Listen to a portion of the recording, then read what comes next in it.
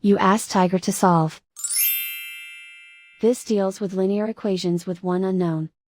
The final result is y equals 2. Let's solve it step by step.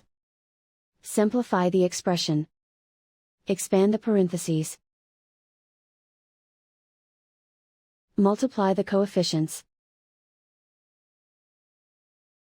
Simplify the arithmetic.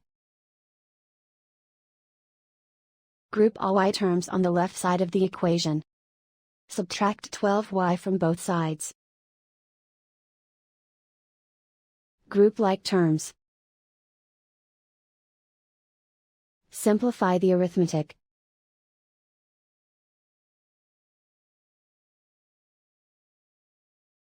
Group all constants on the right side of the equation. Add 12 to both sides. Simplify the arithmetic.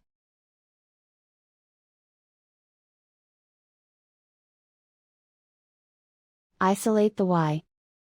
Divide both sides by 6. Simplify the fraction. Find the greatest common factor of the numerator and denominator. Factor out and cancel the greatest common factor. And so the final result is y equals 2.